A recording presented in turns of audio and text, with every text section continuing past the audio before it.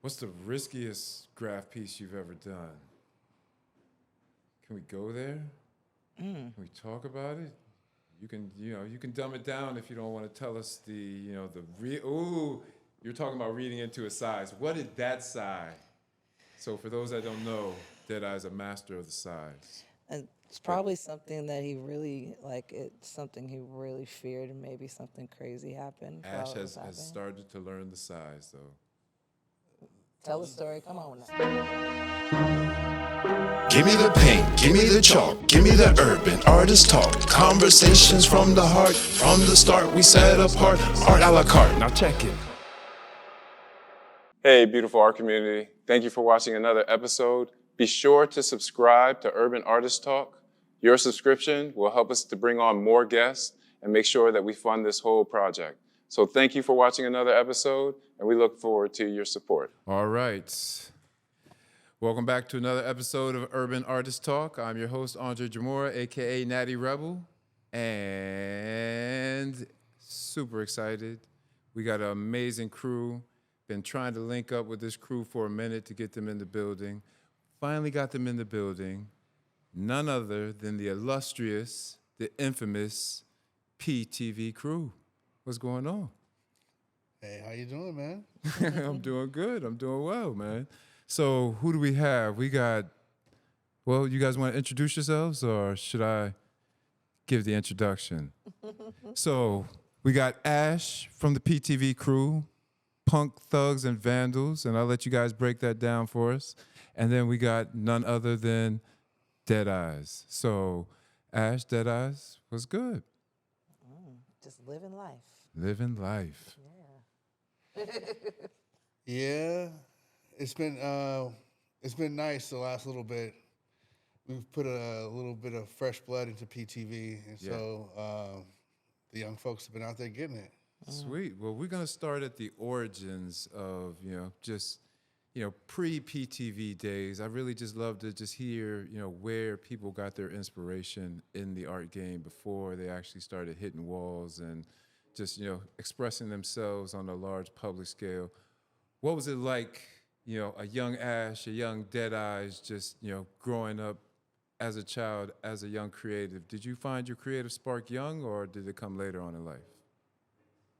Well, with me, I had a babysitter, and she knew I was drawing things at a faster rate than a lot of the other kids. So she was telling my parents, like, she's a creative person. She's going to be an artist.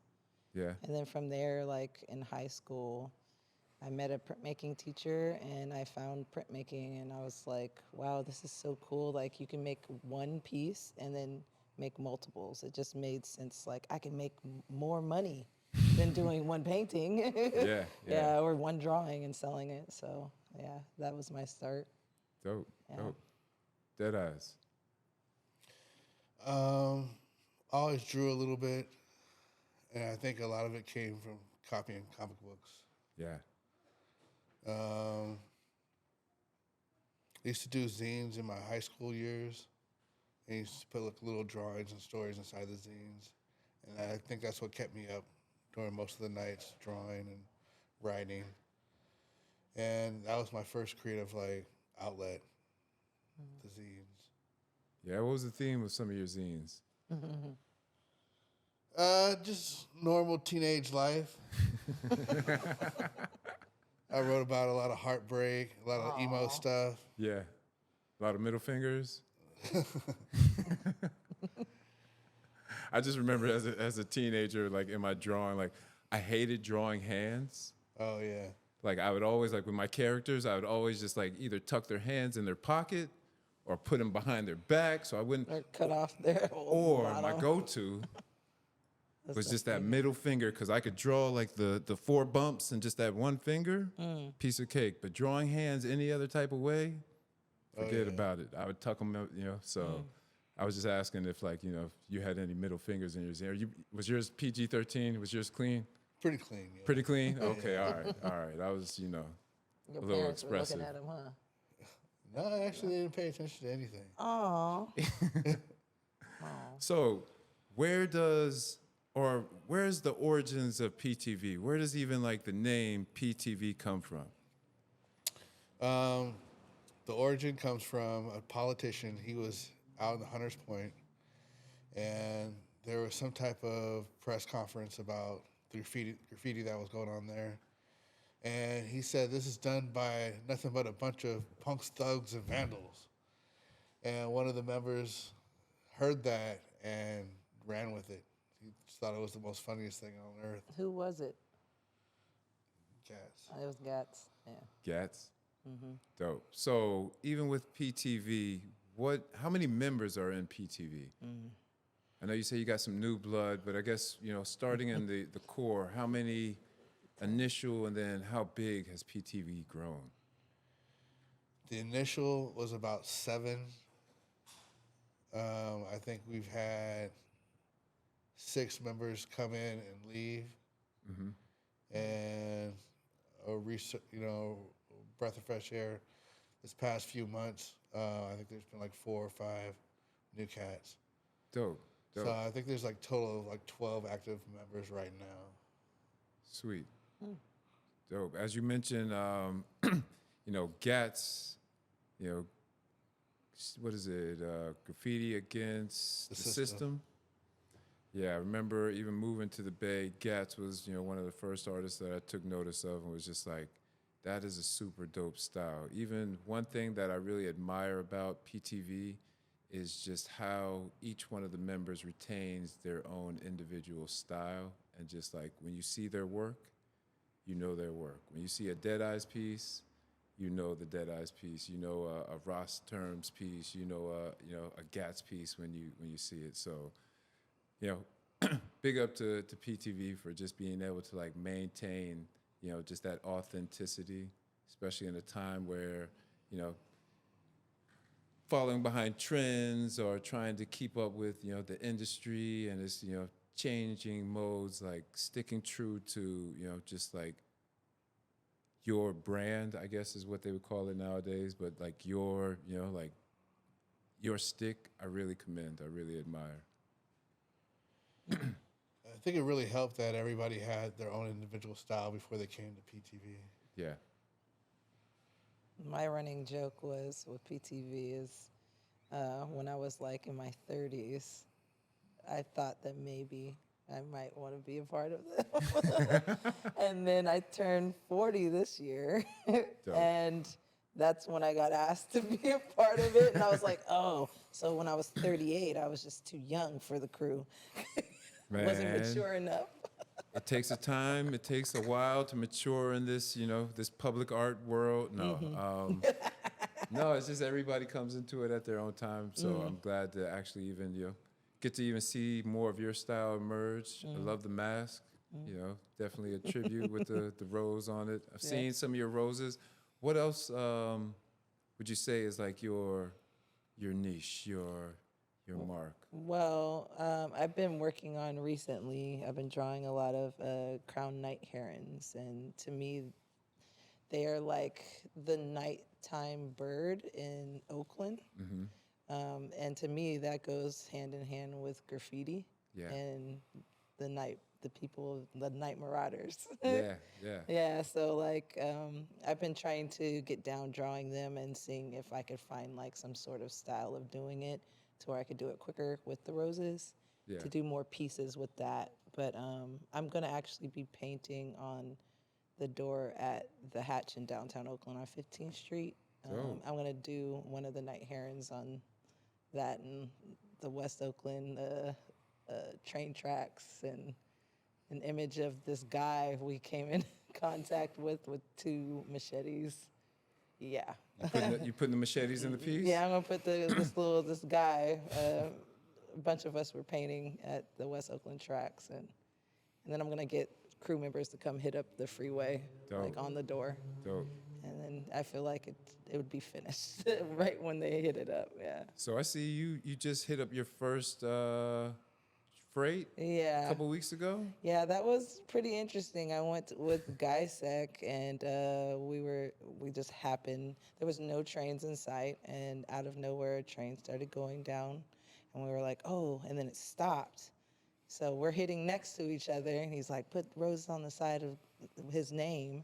I was like, okay, cool. And I'm freaking out because I can see lights underneath the train, and I could tell there's a car on the other side, and that's security.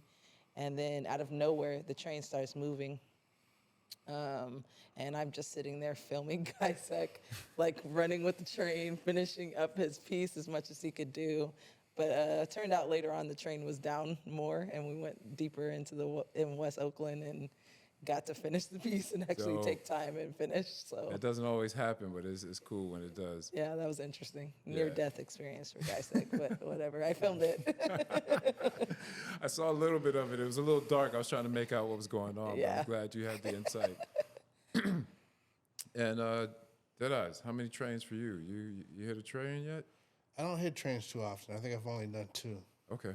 Okay, good. Thank God. I thought I was so late. No, don't feel bad. I think I hit my first train this year Okay. at the, so even after the age of 40, hitting my first train because I've Okay, always good. wanted to do it. I'm And I was ahead just of the like, game then. I need to, take this off of my bucket list. This is something that I've always Yeah, it wanted felt to really do. good. And Travel yeah. art. Travel art. That's what I like. And who is it? Shout out to Pancho Pascador. Him and another sister were like going out to hit trains. I was like, "You guys mind if I tag along?" They were That's like, awesome. "Fuck yeah!" I love So, nice. Pancho. and Yeah. it's so crazy because I really didn't know how many layers to this public art world there is, especially in the graffiti culture. So even when there's like comes to painting freights, there's so many like rules that I wasn't really hip to before. I'm just kind of like, all right, I'm gonna go ahead and paint this piece. They're like, nope, don't paint on that number right there because Yeah. if you paint on that number right You there, gotta go around. They're gonna buff your they're stuff. gonna buff the whole thing. So make that number visible right there. You want to keep it in here. No side. What is the term called when you? What is it? Side busting. No side busting, just trying to do a little piece on the side of people. I was just like, okay, all right, I get it.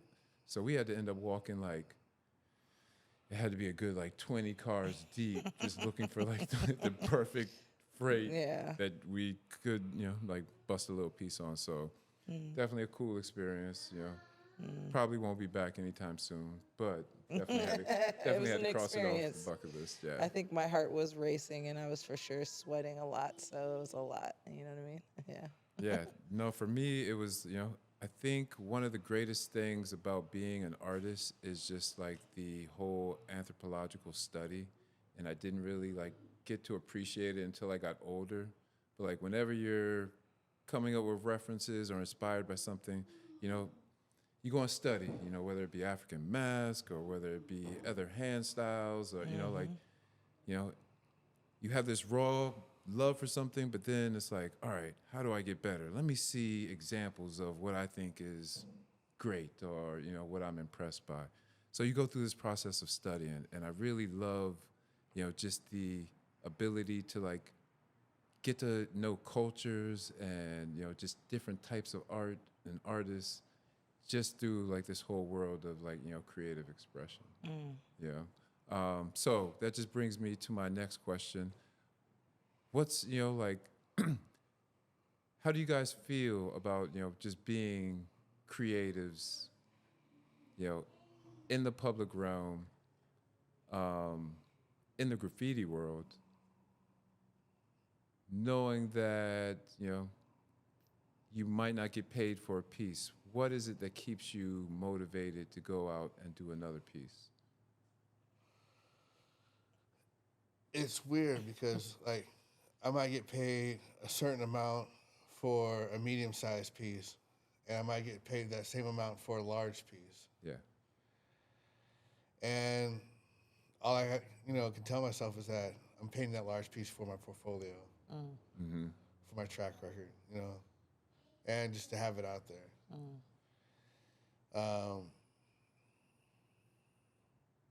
And then there's like, I do want to like paint a few pieces with just people I like. Yeah. So that might, end up having me paint an even bigger piece or a medium-sized piece for free. Yeah. So knowing that I still have to, pay bills and everything, it's a hard balance because I know I can only spend so much time away from my family. Mm-hmm. I can only like move around only so much, so I have to like make sure the piece is worth it. Yeah. So I either has to be like, it has to really mean something to me with the people I'm working with, or I have to be compensated well. Yeah. So how important is camaraderie? I think you kind of like answered the question, but I guess where I'm trying to go, like, what's the most people you've worked on in a collaboration? I would say in a PTV collaboration. Let's narrow it down to that. Oh, we could do BDS.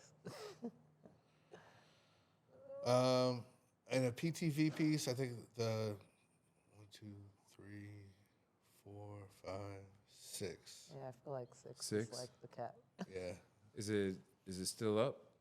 Yeah, it's the piece on San Pablo and 35th, I think. 35th, San Pablo and 35th. Right here. Right here down the street from our headquarters. Yeah. Is that the piece that I'm thinking about? That's kind of like on the plywood, gats up at the top. Yeah. You got two faces on the sides. Yeah. So who else is that? That's you, Gats. Sad Cloud. Me Too, Broke, Grow, and Math, 8. I think that is one of my favorite collaborations, and it's been up for a minute because we got a piece right across the street for the Black Liberation Walking Tour with like the Black Panther theme. But that piece was up before we did that. Matter of fact, hold on. Me and Artistic, we were just talking about it because we had did a piece on that with like an Afro girl and some Yogi Bear theme in like 2018. But that piece was already up there. What year did you guys do that piece? I'm going to say roughly 8 years ago. Yeah. That one's a classic. That one's definitely a classic. Yeah. So that even brings me into like even your style. How long have you been working within that style? Has it been more than 8 years? Because as long as I've known you, it's been, like a very distinct style that you've worked in. Roughly 16, 17 years, working with that mask type style. Yeah. Because it's funny now that Afrofuturism has become a term that people have thrown out there and used quite often now. I feel like when you think of Afrofuturism, like your work is one of the first pieces or first people that I think of as far as like doing it before it was even labeled Afrofuturism. What's your definition of Afrofuturism, and how do you feel like your work fits into that? Are you an artist struggling to sell your artwork? I know the feeling. I've been there, so much so that I decided to publish a book, The Art of Articulation. This book will help you not only navigate the art world, but give you the vocabulary to step into a room with confidence so you can sell your artwork. Pick up this book on Amazon today. I say around the early or around 2005, 6, 7, we started throwing Afrofuturist parties called Black Futurism. Mm-hmm. But we would throw movie screenings and shows and spoken word events and some live painting things. And I think what my personal definition of it is just Black science fiction. And my imagery goes from traditional Black arts to a lot of Japanese influenced mech designs. Nah, it's dope. I saw you posted one of the mech masks on your shop, which I definitely got to grab one of those. If you haven't seen any of Deadeyes' like wood carved, is that what they're mech mask? Yeah. Yeah, those are amazing, man. I really love those. Anything in wood just really just stimulates me because anything, like when you work on wood, you can make mistakes, but you see every line and stroke, especially when you're doing like the line work that you're doing. So kudos to those wood carvings. Thank you. Yeah, man. Oh man, where do we go from there? So I think Tone had asked a question earlier. What was it? Just as far as like, once people got to know your work, the style, you say you've been working in this style for like 16 years within like the African mask. How did you deal with the notoriety? A lot of people don't know you and the connection to Deadeyes. They just know the work, right? Correct. Yeah.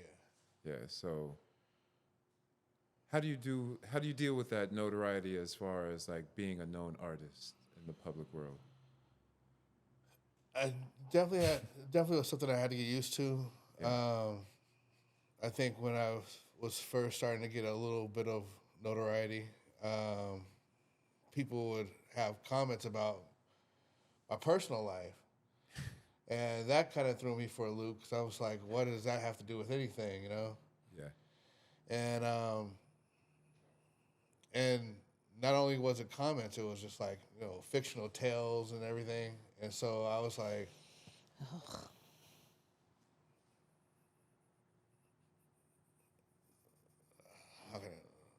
I was annoyed. Yeah. Just put it plainly, I was annoyed that a whole bunch of gossip is starting to circulate, about my life, period, and it had nothing to do with the art. Yeah. So like, I definitely like, as I was doing more live painting and studio work, like doing shows and stuff like that, I definitely wanted to keep myself separated from what was from my own personal image. Yeah. I guess I was like sitting in the back of shows sometimes, just watching the show, watching the people gather and everything, and not so much introduce myself to anybody, but like just sit there and watch. Yeah. Be a fly on the wall. Yeah. Yeah. No, it's I love that perspective. Just the humility, one, but then two, just that fly on the wall, because when you create artwork, it's not visual arts is different from performing arts. Performing arts, that you have to perform in front of people. Visual artists, we love for the artwork to speak for itself. Sometimes we have to back it with a little explanation or some words, but really, if you love it, you love it. If you don't, keep it pushing. Like that's most visual artists approach to displaying artwork.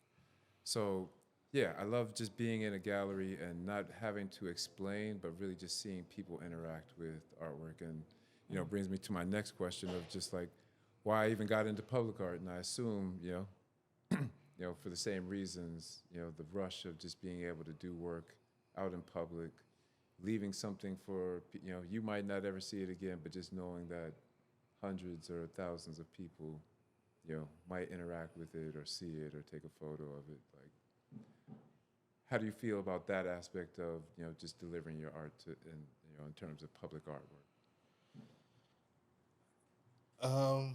You like leaving gems for people? I love leaving gems. Yeah, I feel like that is graffiti. Like, you're able to express yourself with your own paint and put it wherever the heck you want, and then people get to appreciate it or hate it. Or not even see it. Or not even see it. It gets buffed. Like, even before cell phones and cameras, taking pictures, posting on Flickr. Yeah, like, I feel like it's just like your gift to the world, and you're able to, I don't know.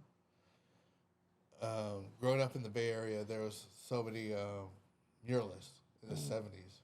Yeah. And we have such a rich history of like imagery from that time to hip hop 80s when when you first started having like, you know, posters and event flyers happening. Growing up in that space, you know, you always wanted to, you know, be a part of it. Mm-hmm. So you wanted to leave something that for the public to also see. Right. Yeah. Yeah. No, it's one of the 5 pillars of hip hop. Just, you know, just graphing, you know, creative arts. Where does the name Deadeyes and all of it? It's very, you know, comes off very hip hop-ish. Where does the name Deadeyes come from?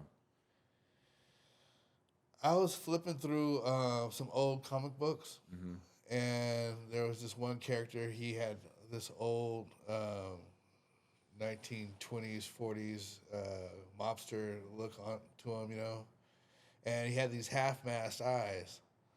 And so when I started drawing them, they were like, you know, real easy to draw, you know, and they were kind of fun. And it got me thinking about how the people on the BART train, when you're going into the city early in the morning, have the same exact expression on their face, this dead look in their eyes. Mm-hmm. And so I kind of just started gravitating towards that name. I was writing something else. I was writing Crude before that. What was it? Crude, Crude. California Rude Boy. Okay. Oh, I like that. California Rude Boy. I love that. All right. Another long name. But I started writing Deadeyes as a side name, and it kind of took over. Yeah. Yeah. No, I like Deadeyes. Yeah. When did you start doing the ducky? The duck. Yeah. I'm going into the history Yes, please. of him. The duck had to be around. I was 25. 25 years ago, then. Jesus Christ. Yeah. OG We're in out here this, giving our man. ages now. Wow. That's when you know you've been doing it. Yeah. You know? I remember actually seeing his work when I started experiencing, like, I feel like the world of graffiti to me, that was just scratches on a wall. Because I went to art school, so no, that's like, you know, you feel like, oh, that's just some gang or whatever. Yeah. And then I realized, I started looking at stuff and I saw Deadeyes, like his images, like tagged in certain places, and even going on Flickr and looking at graffiti, and then really trying to open myself up to Bay Area graph. Like, you learn the history. Like, one inspiring movie was Piece by Piece, which was all like Bay Area graffiti artists, and it really sucks that Pharrell named his documentary about himself. Like, I don't even want to talk about that, but like Piece by Piece was like one of those movies. But like, when I finally met Mel, and like, oh dang it, Back in the day. God damn it! Back in the day, it was like you opened up this whole world to me, and to find someone who is Black doing part. this, like, I thought it was just some weird white kids out there painting in the streets, to be honest. But I knew that mask wasn't a white kid. You know what I mean? Like, and your work was so inspiring that it just made me want to start painting on the streets too. And after meeting you in Terms, like, that was the whirlwind of the crazy start of Ash Rose. Right. You guys, like, pretty much gave me my name. Well, Brooks Golden in Chicago gave me the true name, but yeah, like, it was, you guys were really inspiring, and you guys took me under your wing. So I was like, I feel like I was in the barracks or whatever. Like, I was the front line. I got to take all the hits, like, oh yeah, I just did a piece and whatever, it got sold. Like, I just did a couple roses. I felt like it was just like, at that time I was less, that I felt like the rose was it that I could do. And I felt held back. And recently I've gotten back into art and started going to PTV, and then it opened up this whole world, like, actually, Ashley, you're good. Yeah. Do your work. No, PTV is definitely inspiring. I definitely had those same sentiments when I looked and found like the pieces of PTV and then put all the pieces of the puzzle together. I think I was drawn to the same, like aspects of cultural relevance. Same way I went to art school, but have always, dabbled in graffiti, used to boost cans at a Home Depot, cheap dollar cans and Never you know, did that. never? No. Oh my goodness. It's because I used to steal candy when I was younger, and then I almost got caught. See, once. it's man, this art game is like candy or cans. I was candy. Food or paint. Which one? It's a hard line. Some days you got to really choose between. Yeah. No, there's some people who are good at it, and I feel nervous. I start sweating. It's kind of like going on a roller coaster for you. Yeah, no, man. We were talking about Yes. roller coasters, and that belly drop is serious. But no, I feel like, I wanted to get more into street art, but then just knowing as a black man in telling them my age now, like early 90s, I wasn't going to be able to make art my career with a spray can because already with the locks and being black, I felt like anything that I touched publicly, like on a wall, it was already going to be just labeled graffiti. And I was like, I'm starting to have children. I'm not trying to flip burgers. I'm trying to make a living off this art.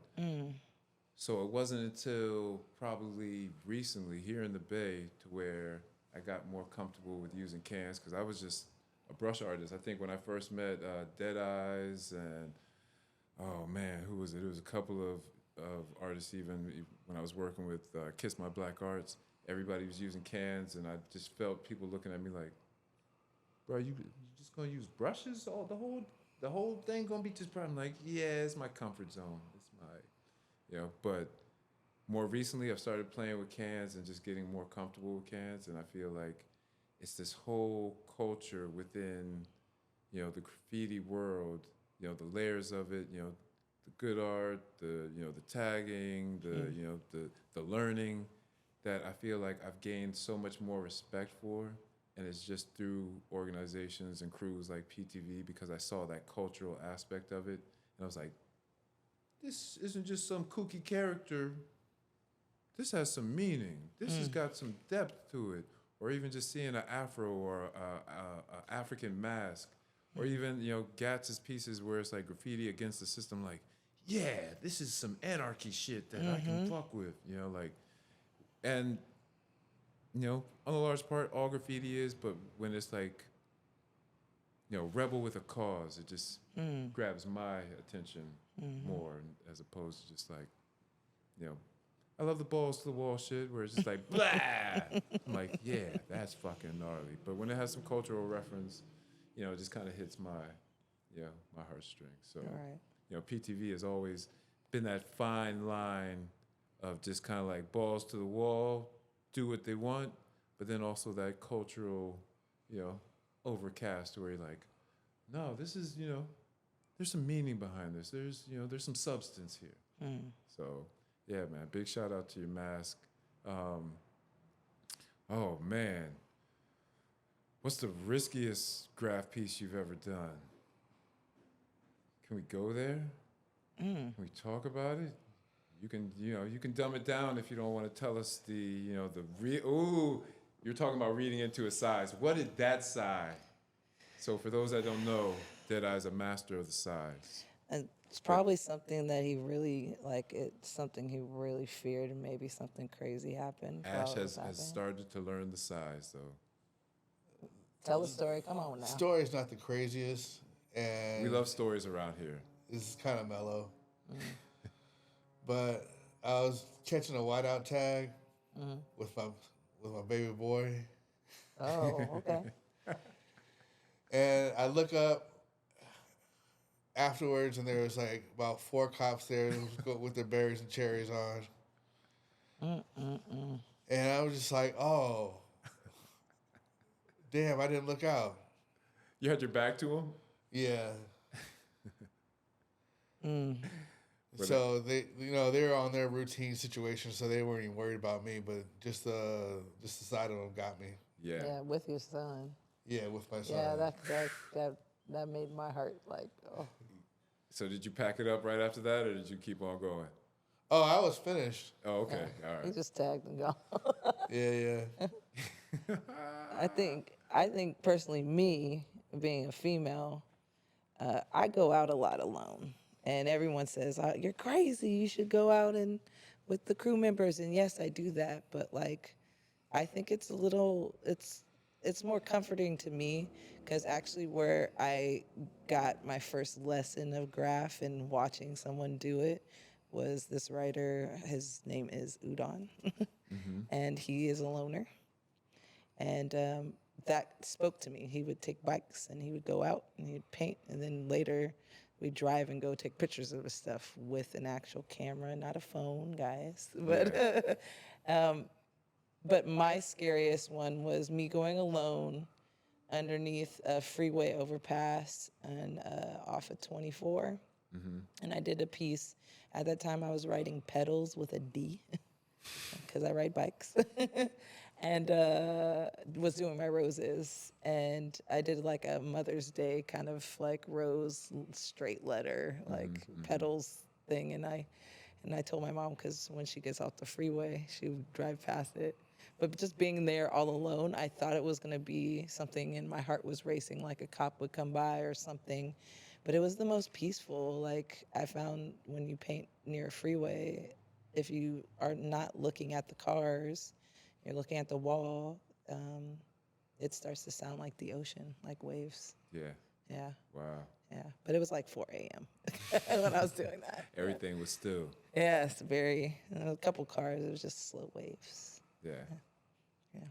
Dope. Oh, man. So that brings us to, well, I'm going to ask you guys a couple questions, but I'm going to get one of you guys to paint. Who feels like painting today? Yeah? All right. We're going to get Ash to paint for us live while we continue our segment here. Have you ever used chroma paint before? What's going on, good people? Andre Jamora here, and as the Executive Director of the Bay Area Mural Program, I want to tell you about Chroma Paint.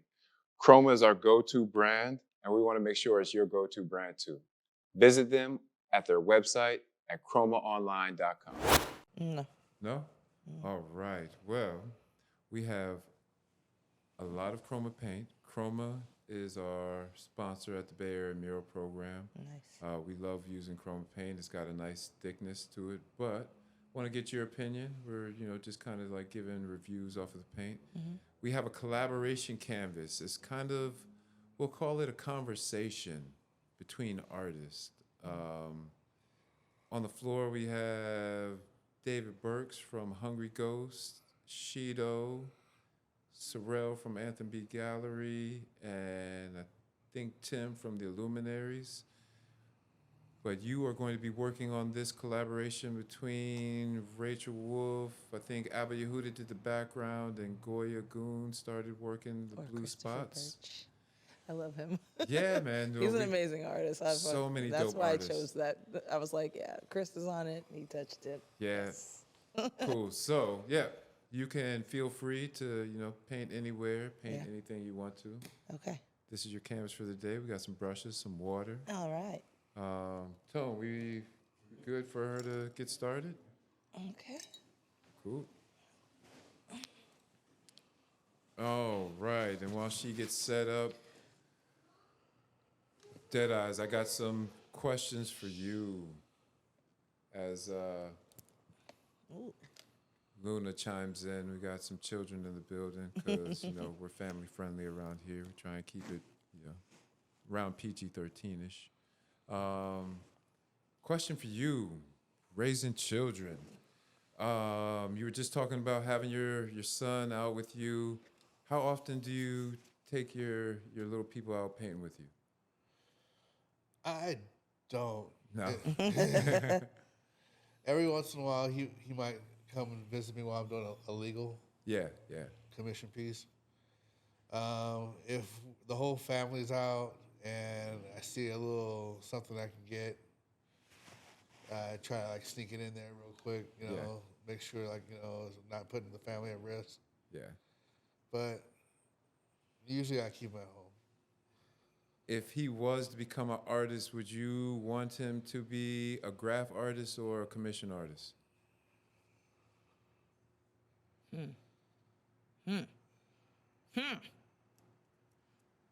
Oh, we're getting heavy and deep around here. Yeah. You know,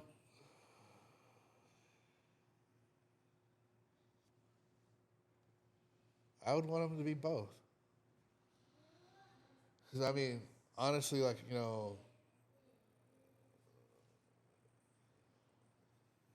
you want to be able to provide for yourself. So, commission artist, I would want him to be able to, like, at least if this is a life that he wanted to choose, be able to support himself with it. Right. But I mean, at the same time, that has nothing to, commission art does not come close to the rush that, going out gives you. Mm-hmm. Going out bombing is like a totally different animal. And I know, like, there's the rush when you first started because you're feeling nervous and you're feeling anxious going out there. And then there's the rush when you're, like, a few years in because, like, you've gotten used to the sound of the street and be able to, like, anticipate cars. But I don't think any type of commission piece can come close to that, Yeah, yeah. It's so freeing. No, I was going to say, do you look at your art as therapeutic? Absolutely. Mm-hmm. When did you realize that your art was therapy?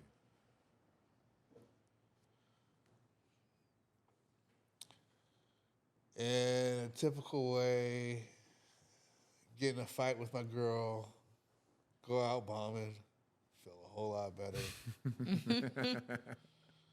Be back later, girl. But or if other life woes got me down, I noticed like going out, would help me feel a whole lot better. Yeah, yeah.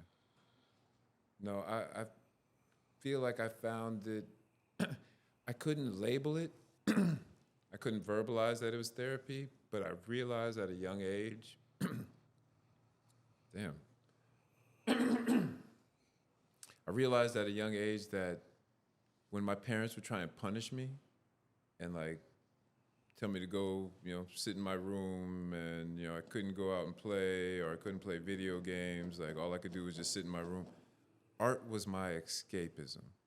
Like if I had paper and pencil or markers, like I could just sit there and draw for hours and my parents would almost get mad because they would come in the room and expect for me to be like pouting or upset or like, just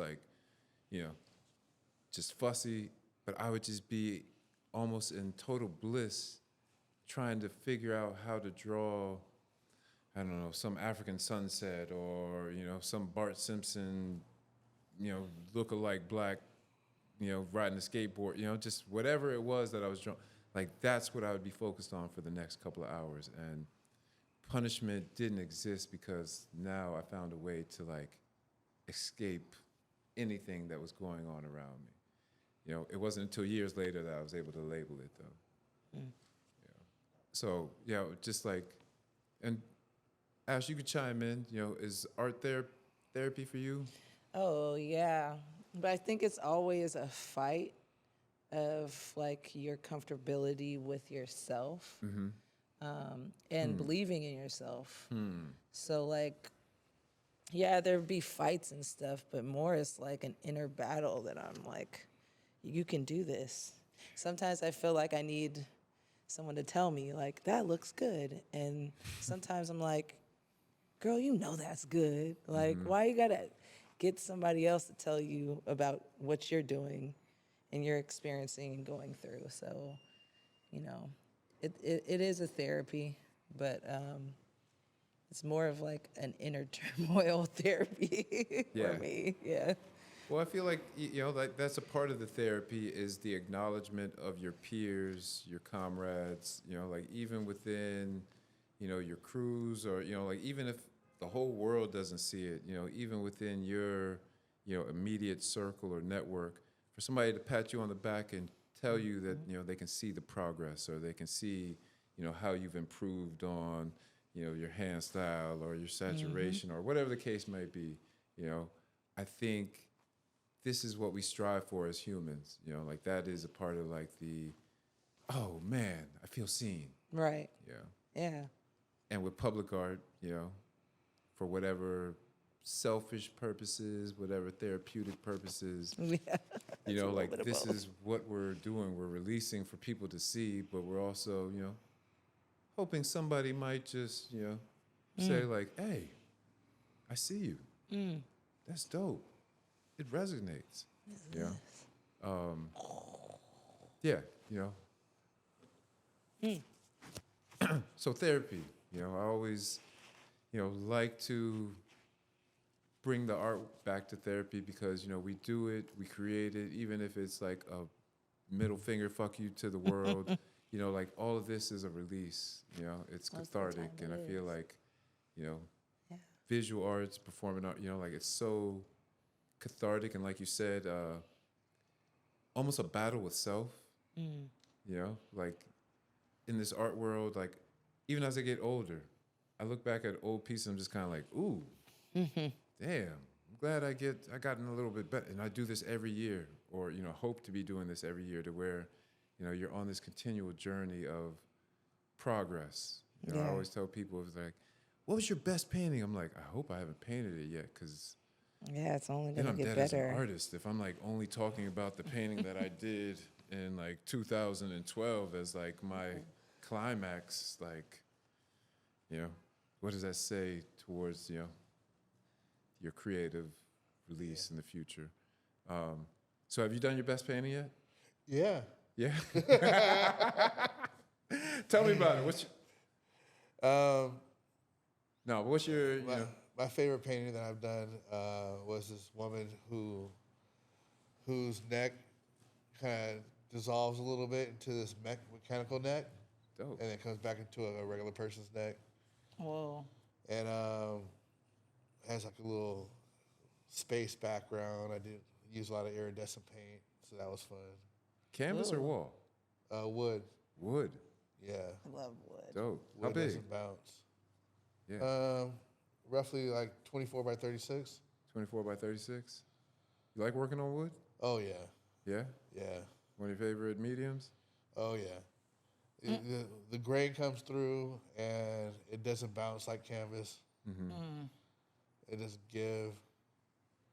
You can like manhandle it a little bit, You can move it around. So the wood etchings, are those etchings or carvings? What's going on? Tell me a little bit about the wood etchings or the wood Those pieces. Are shout out to Geonotic. He is an artist, wood laser cut artist out here in West Oakland. Mm-hmm. And Super dope. yeah, Yeah. nice guy. I provided him with some one-dimensional drawings and talked to him about what layers that I would want each line drawing to be on. And he made magic happen. Those pieces are amazing. Thank you. Yeah, man. Yeah, those are really tough. Got to definitely get some for the space. So I'm gonna go onto the site here soon, probably next week or so. Just got back off some traveling. Matter of fact, I was telling you earlier, was down in Jamaica, repping my Deadeyes T-shirt. Trying to remember, you gave me that. Oh man, wow. Think over at the African American Arts and Culture Complex. Does that sound about right? Black T-shirt with the white line drawn, circular face. Yeah. Yeah? Yeah, I've had it for a minute. It's one of my go-tos. I can dress that up, dress it down. Yeah, black and white, because the rest of my shit is like real colorful. So yeah, that one goes everywhere with me. So definitely rep that one down in Jamaica. Ooh, what are we working on over here? I'm just drawing my rose. I was trying to do some background Yeah. stuff in there after doing it. Because when you're working with acrylic paint, you got to wait for dry time. Definitely. And I'm Yeah. You work with oils? Me? Just can? Mostly? Yeah. Yeah. Yeah. That's the only oil.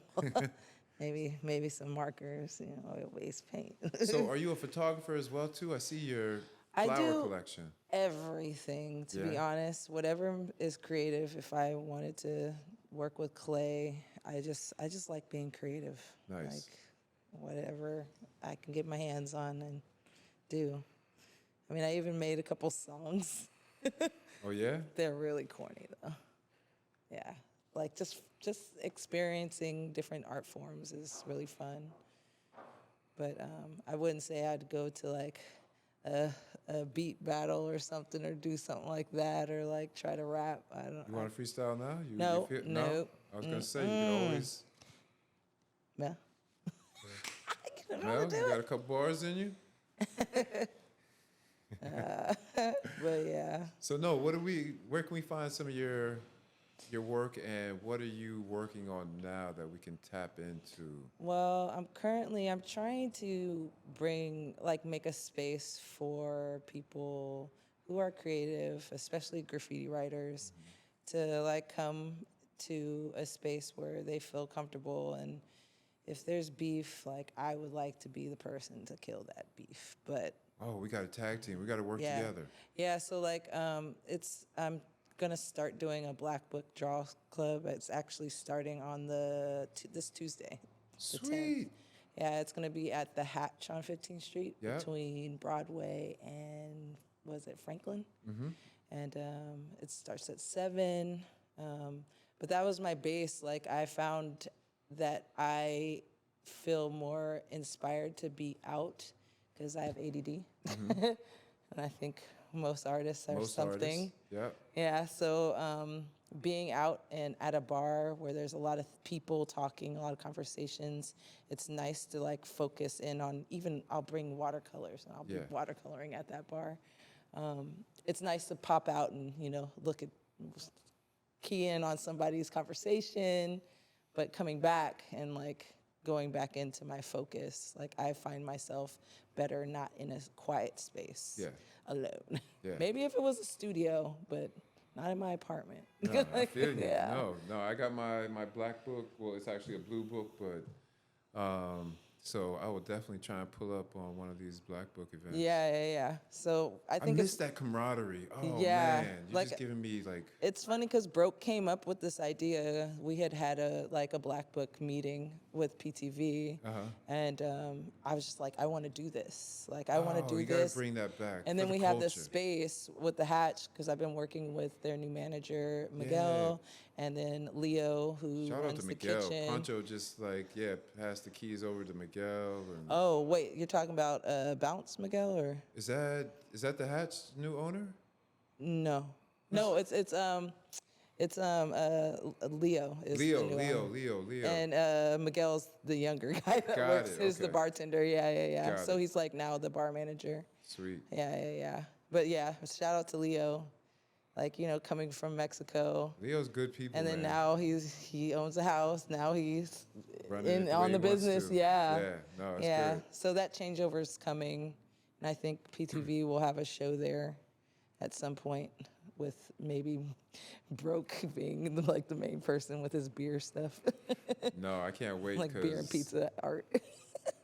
Black books, man, it just used to be so, just inspiring to just sit around with cats, even if you weren't looking at what they were, just knowing that their hand was moving as well too, and their gears Right. were spinning, and then just passing around books and just walking away with like new pieces that you can look at Right. and just be like, dope, I got this. I got this. There's Yeah. this cat Save. I remember in college that we used to everybody just wanted Save to tag up their book because his hand hand styles style tight. was just so fast, and he could just throw up a piece in your book real quick, and you'd be like, "Fuck, man, how did he?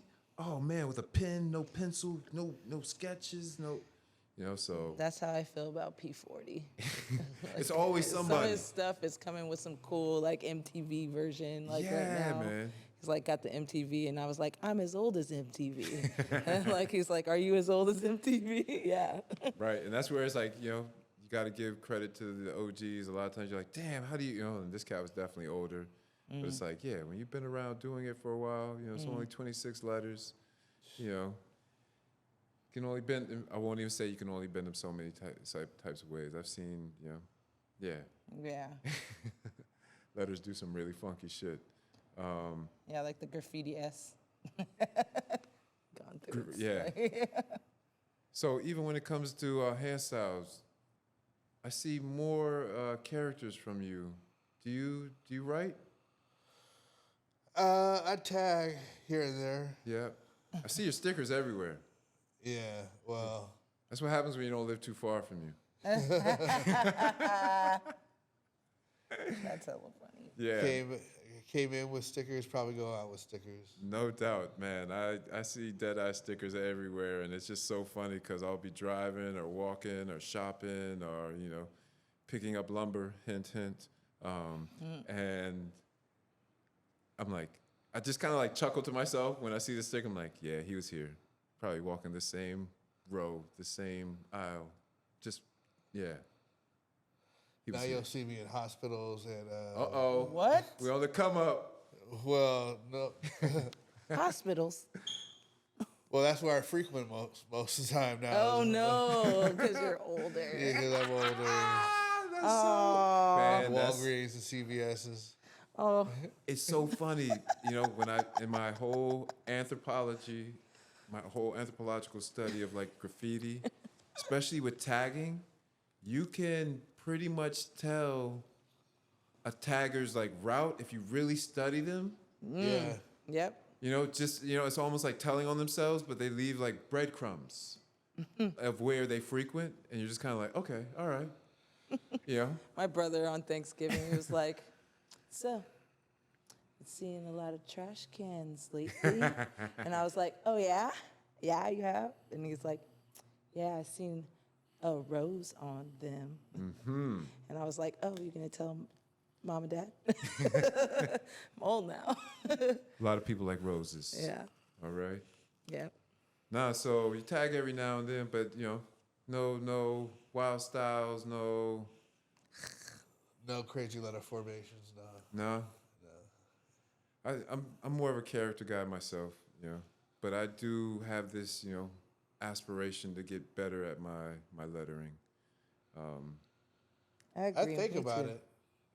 Especially, I recently, you know, I've done a few pieces with aerosol, but that same piece right across from the PTV piece here on San Pablo, they redid the wall right next to the Black Liberation Walking Tour, and I had a girl walking a lion up there, and then, you know, Rifa's probably going to kill me for this, but here it goes. You know, I almost begged Rifa to get back up on the wall because there was a fire up on the wall. You know, it was a homeless encampment. You know, they had a barbecue one day. We'll call it a barbecue. And, you know, basically burnt down half of the wall. So they had to, you know, sand down the wall, repaint it. And I was like, Rifa, I see that, you know, the wall's rebuffed and, you know, ready to go. Can I get back? He was like, nah, I think we're just going to put lettering up here, no characters. I was like, what? I can do lettering? He was like, I've never seen any of your lettering, Dre. I was just like, yeah, but that doesn't mean I can't do, hold up. Man, Right. I'll never forget. I went home and just did a whole bunch of lettering. I was just like, man, I'm going to get some lettering done. I'm going to show him. It's hard. It's all right. I'm going to just stick to characters. Yeah. No, but the wall came out amazing. So shout out to, you know, Aerosol and Reefer One for that piece over on San Pablo. But I see a piece, you know, a character did go up on there. It's a Black Panther piece, I think a newspaper, but it looks amazing. So, you know, we'll let it slide. No, no, it's how it goes. That's one of the main reasons why I even got into public art, just because, you know, whether they call it a temporary wall or a permanent wall, like, you know, everything is temporary, right? Like, you know, so you can't really get heart strings, you know, pulled or get too attached to pieces. Like, you can give your all, you should give your all, but, you know. That's what I feel like graffiti did for me. Like, I was like more about like, oh, make money, do printmaking and multiples of stuff. But you would go out, especially before, again, cell phones and being able to record and actually like take pictures as you go. even with cameras, digital cameras, but like it allows you to let go. Yeah. As soon as the piece was done, you might get a picture. You might. You might There's, not. Might not. The You might brush have might to be run quicker before than it's you. really finished. Yeah, or some other graph writer might come behind you and be like, nah, this sucks, and then paint over you. So, like, it's like that's what made graffiti so enticing to me. Yeah. Because it's like maybe someone might see it, Yeah. and you were never sure, but it was like you experiencing that, I'm going to call it a little bit traumatizing, of like, let me hurry up and get this done, and then, you know, if it's seen, it's seen. If it's not, it's not. Yeah, I love that. There's that, and also you have to develop a personal brand, and you're gonna know that people are gonna have eyes on you all the time. So when you go out, you have to have an image that you have to uphold.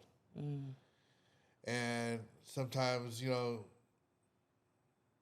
I don't always want to be on performing. And when you do like contract work, that's a different entity entirely. Like Deadeyes doesn't do contract work, or does? He does. I know it's just going to be me and the client, and maybe a few passerbys, and that's about it, as far as exposure. But as far as like contract and documentation, they're just hiring Deadeyes, or are they hiring you, the person, your business entity, and you know all those things, EIN numbers and all that kind of stuff. Either or. Yeah. Yeah, because I feel like it's the entity that, you know, ultimately what you're selling is what you're, you know, like, you know, the brand is Deadeyes, not necessarily the person, but the artwork. So, you know, in that aspect, I totally understand not always wanting to be on or having to, like, you know, react to, you know, people seeing or, you know, having to talk, especially if you're out with the family. And, you know, it's like, you know, almost kind of like what I wouldn't want to go through that celebrities go through. It's like, yeah, you want to be notarized, but it's like, Right. you know, Then you're like you wanna, followed. yeah, you going to get coffee at Starbucks or somewhere. You don't want, you know, people trying to like start a whole conversation and trying to get put on and, you know, like, hey, can I collaborate with you? Like, I'm just waking up, bro. Just, you know, sell Have me your that mixtape space. at another time. You know, like, That is the wildest comment. It's like, can I collaborate with you on a wall? I'm like, walls are really big and sometimes very permanent. Can we sketch something out first? Can we like collaborate on a little drawing first? You know? have you gotten that like from people outside of the crew before? Oh yeah. Yeah. Like, can I see what you made of first? Yeah. That's a crazy comment. But sometimes, like, you know, the ask is crazy. But yeah, it depends on who's asking. You know, if I know your work, you know, Yeah. like it's. Or if it's a kid, I feel like If if it's a someone's kid- young and they feel inspired, and like, Yeah. then you would teach them. Time and place. Yeah. Little people, big people is, you know, it can get odd. But you had made a comment about even just doing, you know, bridging the gap and, you know, squashing beefs. And I recently took on two CVS projects to where I put on my dead eyes and my blinders and really turned the like ignorant, you know, eye to the beefs and just invited a whole bunch of graph artists to come out and just like paint and do like their portion. And a few people had mentioned like, oh, On Broadway? yeah, one on Yeah. Broadway Yeah. and then the other one over in Emeryville at the skate park. Oh, I gotta look at that one. Yeah, that one came out. That one came out. Oh wait, I did see that. Yeah, We literally just Tiempo, showed us it. Lords, Damn. Ex Vandals, Ooh. because it was really Pingo. You know Pingo from Pingo Funk Swayze. He started over in San Francisco. You know, so he helped me collaborate because he's another black graph artist, and I was just like, I want to get, you know, culture represented. You know, definitely want to get like all the different styles that represent the Bay, but I definitely want to make sure that, you know, there's some brothers painting on the wall as well too. But the walls came out amazing. Who was it? Yeah, I think the Lords over on. So you saw the Broadway one. I bike past that all the time. TDK, Lords. Who else?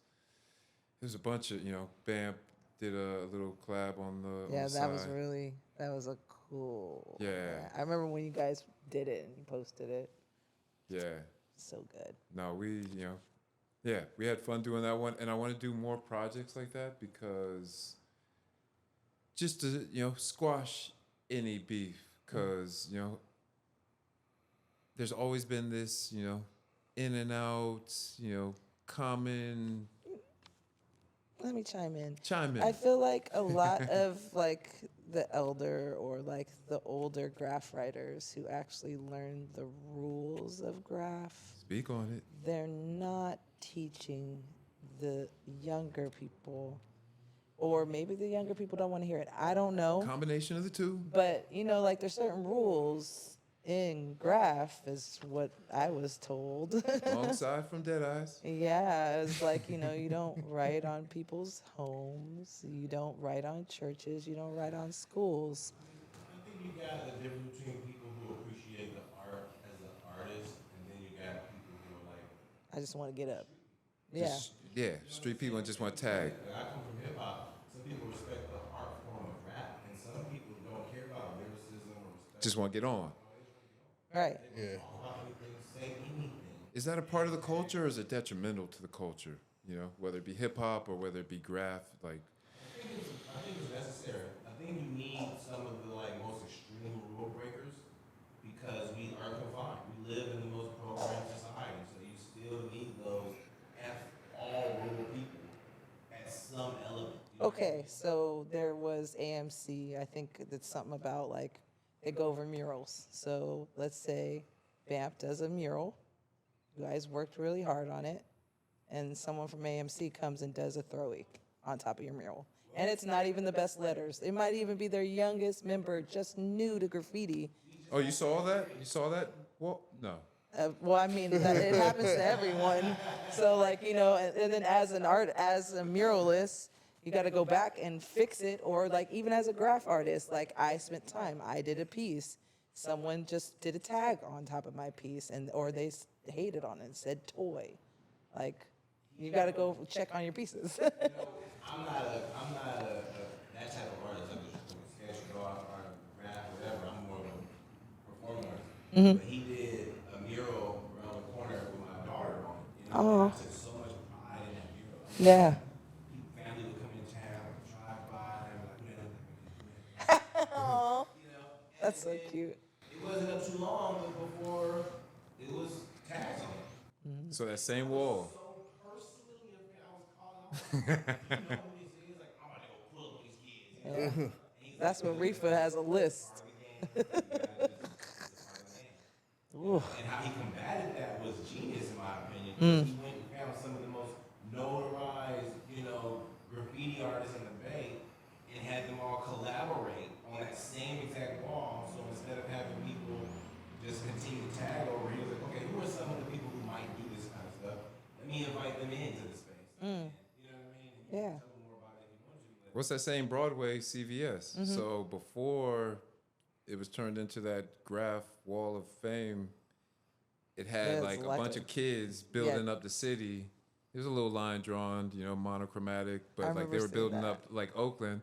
And some people rocked with it, more family, oriented folks. So basically each one of those kids was somebody's child that lived and worked in Oakland. So Wow. it basically, but for young cats that don't really care and just see, a whole lot of wall space and just, they tagged it up. Then somebody went on a face. At first it started kind of down at the bottom, and then it went over a face, and it was just kind of all right, that's a little disrespectful.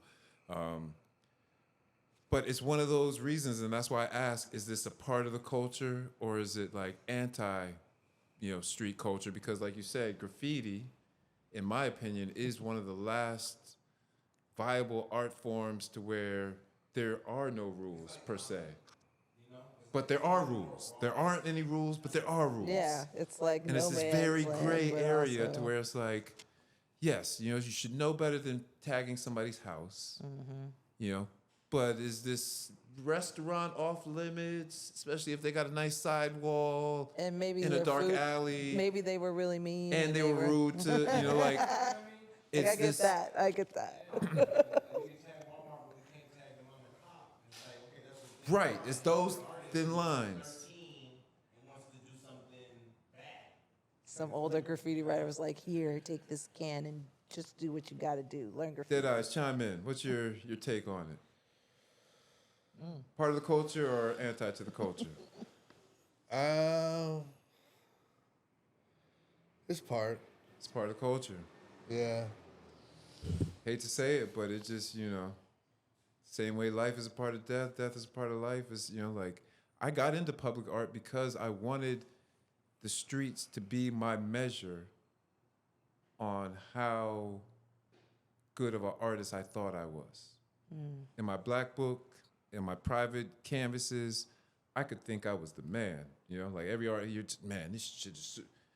But when you put out there for the public, not in a private gallery where people can whisper and give their, but Yeah, like right. putting it out there in public to where people are like, that shit sucks, bro. My homeboy could do better than that. Like, who's your homeboy? Let me see his work. Like, you know, like it gives you a whole nother metrics of which to like gauge your growth as an artist, to where it's like, yeah, it's one of the reasons why it's just like, you know, the thrill, the rush, but then also like, all right, let me see if the streets is really rocking with me. Let me see Right. if, you know, I've painted in Philly and Brooklyn, Harlem, here in Oakland. It's just like, all right, I'm in the community. I love the people.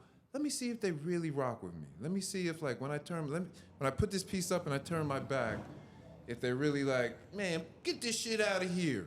Don't, you know, like, and it's so funny because even that Black Liberation Walking tour piece that we did, you know, I pretty much did it single-handedly, put the woman in the wicker chair, did all the, you know, protest scenes, the girl, what's her name, riding the horse through the protest. Nice. And I did one protester wearing a mask with a pink t-shirt and like short pants. And somebody tagged on just that character, like some, you know, homosexual derogatory, I forget exactly what they put on there. And I was just like,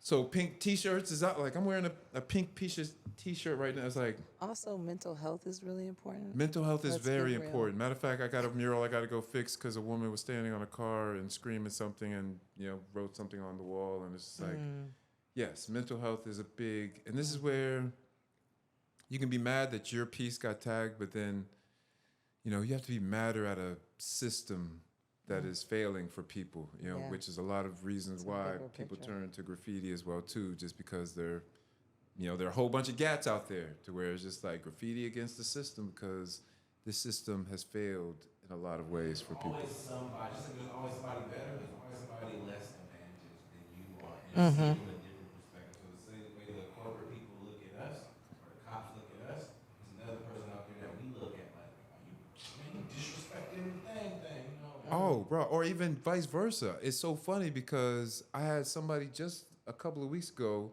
give me a spiel about how, oh man, they don't get any projects because they're, you know, disenfranchised, struggling artists. I'm like, that's my spiel. What do you, hold on, how are you? And their perspective was like, yeah, but you paint with BAMP and you've done this and you've done, and I'm like, oh, from your perspective, I'm also a part of what's in your way of advancing.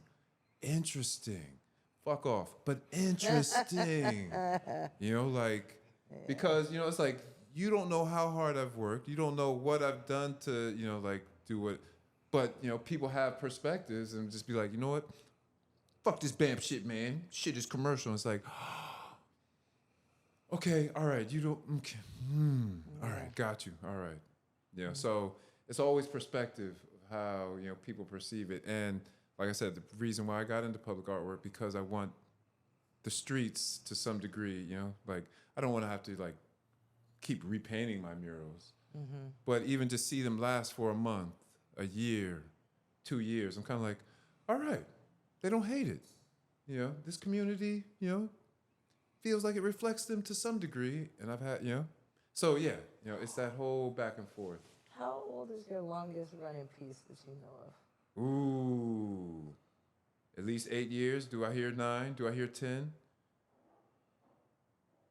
And when I say piece, like the spray paint. Recognizable Deadeyes Uh, without signature, driving by 100 miles an hour. when did terms leave? Oh God. Well, we were in 15, maybe 16, 2016 is right around when I came into the Bay. Okay, so probably around 2014, Oh. 2013 maybe. It's a little alley. Oh, cool. So what is that? Like 10 years, 11 years? Yeah. Dope. Man, so that I think mine's 8. It's in Chinatown. sweet. Someone I just recently went to fix it because someone tagged on top of it because it's fading. I kind of want to go back there and redo it. Man. Longevity, timeline, 2016, that helps me transition into even me moving to the Bay because I started off in Northern California. I moved to California just marijuana farming. Nice. And then when shit started getting funny with the laws and everything, I was like, Oh. man, let me go back to, you know, painting and drawing. And there's nothing to paint up there. So I was like, let me, you know, move down to the Bay. Mm. When I moved down to the Bay, there were like 2 faces, because I used to do Natty Rebel. I got some old images of it, but I used to do this little afro character. It was just a little face and a little afro. I used to do it on the East Coast, put it on clothing and garments. And I got to the Bay, and there was these 2 afro type faces that were already saturated all throughout the Bay, Ross Terms and Math One. Mm. And when I saw these pieces, I instantly knew I was in the right place. Mm-hmm. But I also knew, shit, I can't do this afro character anymore, man. This shit looks too much like these, and people are gonna say I'm biting. Let me switch gears and do some other shit. Mm. But was so inspired and knew, like, yes, Oakland was gonna be my home. Because I started off touring California with a reggae band, you know, going up and down, and just like the energy of Oakland just made me, I was like, oh man, who is that? What? You know, seeing Deadeyes, there was a couple artists where I was like, man, if I could meet or even paint with any one of these melanated artists, that's, you know, it would be an honor. Mm. So even being able to like work with you over at, you know, that AAACC and just doing different, you know, events and things like that, you know, it's always just been you know, a dream come true. I got a chance to reconnect with Math because, you know, Math One, you know, like I said, his characters were definitely an inspiration as I moved into the Bay. I think he, you know, was moving around, but about, I'd say like a year ago, we reconnected. We're talking about painting, never got to paint with each other. Always kicked it, went to a couple PTV events, got pissy drunk with Math once or twice, 3 times maybe. Love talking shit, you know, very good at that. But it was crazy because he had hit me up when we had posted about our trip to Kenya. Bamp was going to Kenya for this, you know, art and solar trip. And he applied, and I was like, okay, cool, dope. Then he hit me up and was like, man, really want to go on this trip, love Africa. And I was like, never heard it, but I can imagine just even the Afro faces that I've always seen you paint. But then we did interviews, and we had like a panel of people interviewing, and what touched the panel was the fact that he didn't want to go to Africa to paint. He had been doing almost like some social work with children. And all he could talk about was, oh, I know I'm gonna say it wrong, but like some certificate he was working on to, you know, work with, you know, challenged children. And we'd asked like everybody, like, all right, of the 3 things we're doing when we go to Africa, painting, community engagement with children, or installing solar, you know, what speaks to you? And even when the question was asked, I was just kind of like, all right, math is going to say painting. Just simple. I want paint. He was just like, this sounds silly, but the community engagement, you know, I really just want to build with the community and talk with the community. I was like, dope. Rachel Wolf went with us on the trip. You know, it probably was about like 2 or 3 days later, the whole panel was like, you know, hands down. And it was questionable because a few people know, you know, math as the, you know, party and drinking math. And they're like, all right, how's he going to do in a different country? And, you know, how tameable is math going to be? So it was questioned, but the interview that he gave just showed like a whole different side, even insight into me. And I feel like, you know, as we get older, we get a little bit more mature. And men, we don't really mature until we hit 40, is what I've been told. And kind of agree with, you know, as I've gotten older, I would have fought it to the T if somebody told me that in my 20s or 30s. But just the maturity that I heard within Matt's conversation at the interview, it just blew everybody away. He sent his passport the next day, a photo of his passport, so I still got a photo of his passport. And he was just so gung-ho about going on the trip. Rachel called me like 2 or 3 days after the interview and was just like, yo, check on math, because I'm not even sure what's going on, but I'm seeing some Instagram posts.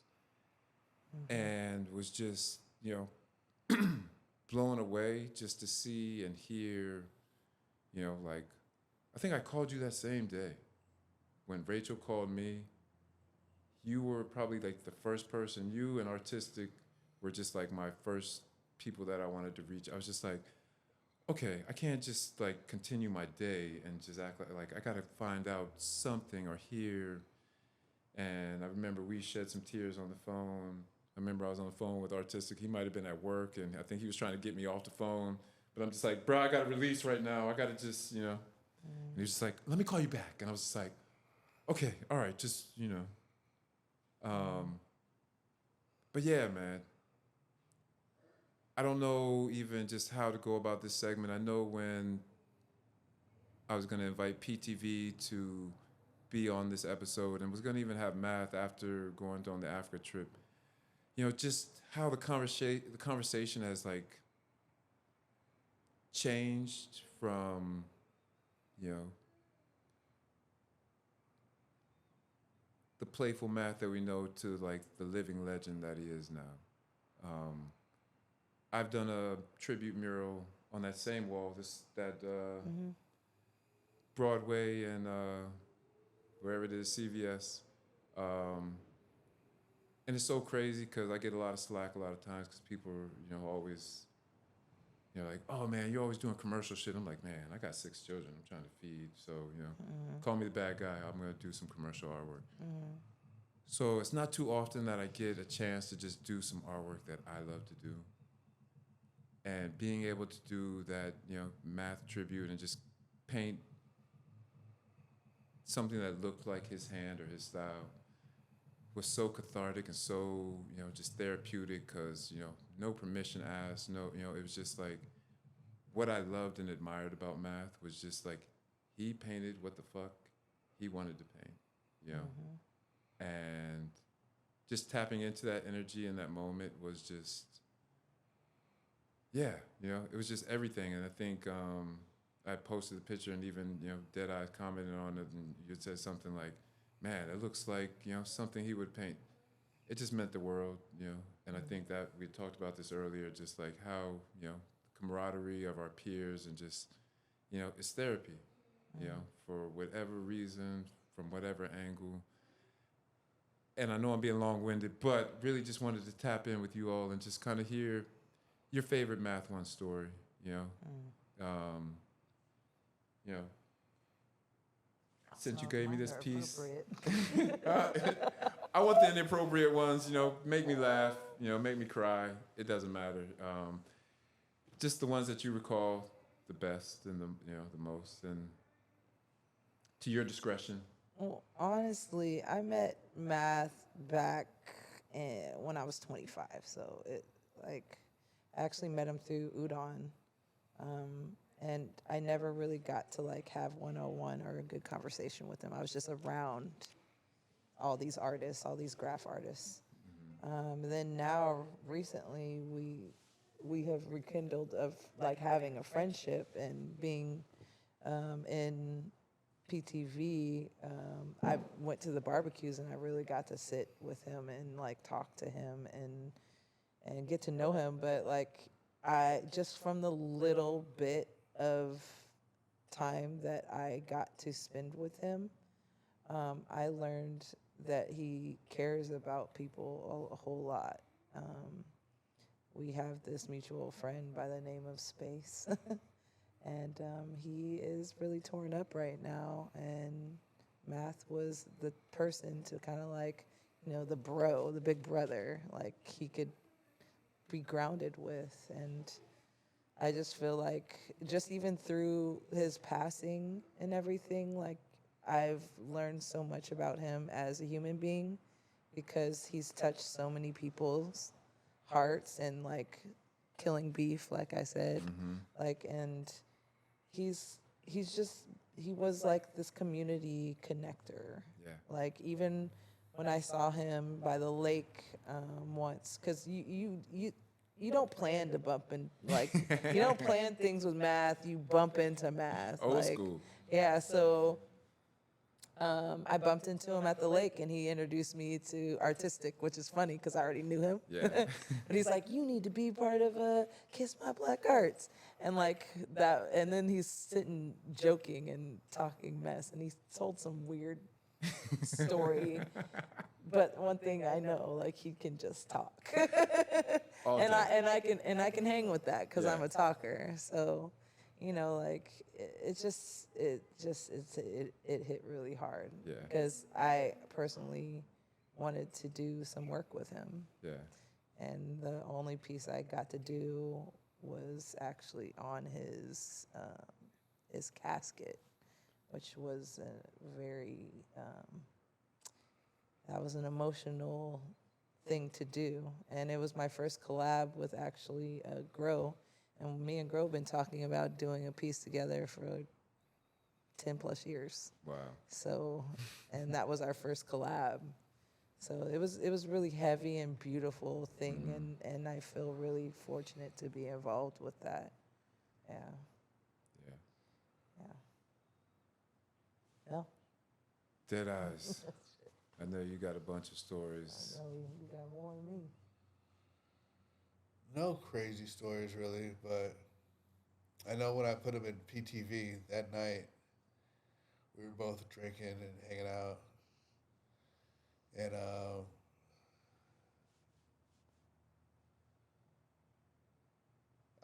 one of the things as being his older brother, I didn't have to like deal with his wit too much, his sharp tongue, because he loves talking shit. And he started freestyling, and he started going in on me so hard. Oh.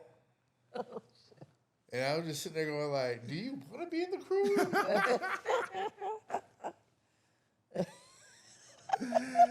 That sounds like math. That sounds.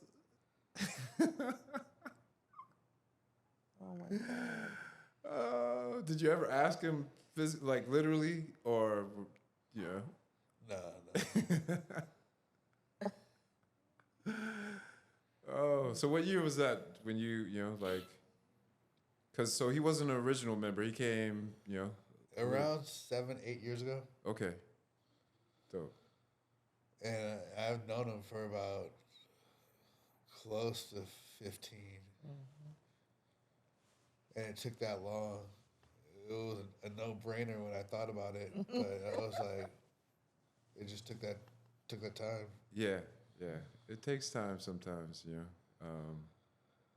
But yeah, it's just amazing the pieces that, you know, he has left. And, you know, it was crazy. I was even telling somebody, like, there was a piece down on, was that Telegraph? And, oh, it was downtown. But basically, it was taken off the wall. And I was just Oh, kind of, yeah. and, I was in total Oh, yeah. shock when it was taken off because, Punk Thugs and Vandals still written up above it. But when it came off, the space just seemed like so empty and like just such a void where I'm like, I hope that piece went into the right hands. But then I found out it did, so I was happy. Yeah. Where were we? So what'd you think of the paint? Oh, the paint was nice. That what is it?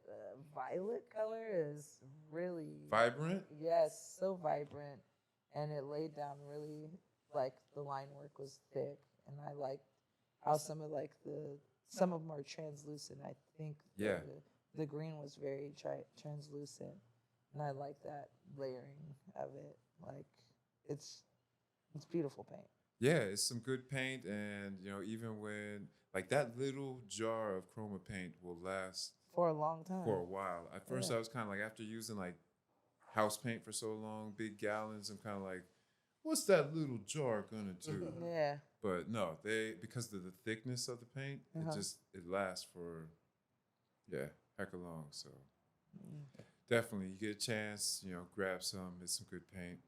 Oh man, have we talked about everything? Have we covered all of our bases? I know that I got some artwork at the Math One tribute. I know that there's plans of another one. You want to give me some details? So on Math's birthday was on 2/22. 2/22. So 222. Wow, I gotta play that number if I play the lottery. But Yes. for those lottery players, 222. Yeah, so we are planning a fundraiser event for his kids, and it's going to be kind of like Dream Day, to help give funds to the family. Yeah. But we have the Good News crew going to perform, and one of the artists is somebody many Bay Area people and other people in the world know is Del the Funky Homo Sapien. Dope. And we're excited about that. And where you may or may not have an art show, but it's going to be like a tribute show to math. Oh, you gotta have We're an going art to call show. it Math Day. Math Day. You gotta Yeah. have some more math art. So we are going to probably be looking for artists, but we're still figuring out like the venue and where it's going to be Okay. and how many people we can have. So it's still somewhere in the around works. 222 February. Yep. No, Math Day. it's gonna be on 2/22. Definitely on Because it's a 222. Saturday. Yeah. Definitely. Uh-huh. All right. So 222 Math Day here in the Bay. Stay posted for the venue. And definitely going to be, at least got to have some tribute artwork. I mean, Yeah. other artists, cool, but inside scoop, FYI, the tribute show that was hosted a couple months ago, I just knew, like, I forget, I think I took like $400. I was just like, all right, broke as fuck, but this $400, I'm just going to purchase as much Math One merchandise, print, gear as possible. And that, like, I almost felt like a vulture, but like it was for a cause. Because I was just like going around shopping. I was like, okay, all right. I remember. I was like, okay, how much? Let me see. What's my budget? Okay, all right. But I knew I wanted, just as much, memorabilia as possible, just to, share. I grabbed a couple stickers and posted those up and, passed those out. But like, just for my personal collection, just knew I wanted. So I know there's hundreds of people that are still probably, because, I hate to say it, we all know it, artists are never revered and appreciated until after we're gone. Right. So I feel like there's people that are still,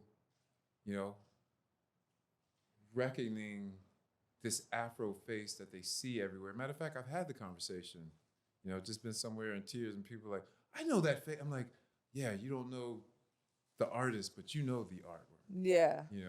So I feel like, yes, Math Day, have as much merchandise for people to just be able to put on their refrigerator, sticker their car, just put up any and everywhere to just like, beautify space and just keep his legacy just alive. Yeah. Yeah, That's the man. main thing. PTV in the building. I'm so glad to have Ash Rose and Deadeyes, man. It's been an honor. Next time we got to bring the whole crew. What'd you say? It's like 150 of you guys? How many and growing? 2,000. About 2,000 and growing? I don't know if we can pack Man, this the well. whole PTV crew in next time. Tone, we got enough mics? We gotta get a couple more. Couple more? It's only 2,000 members. We're good? Couple more mics. All right. Man, thank you guys so much. Hugs, handshakes, thank I don't you. even know. Hugs. Hugs. Bring it in. Get the whole. Thank you guys. Give me the paint, give me the chalk, give me the urban artist talk. Give me the paint, give me the chalk, give me the urban artist talk.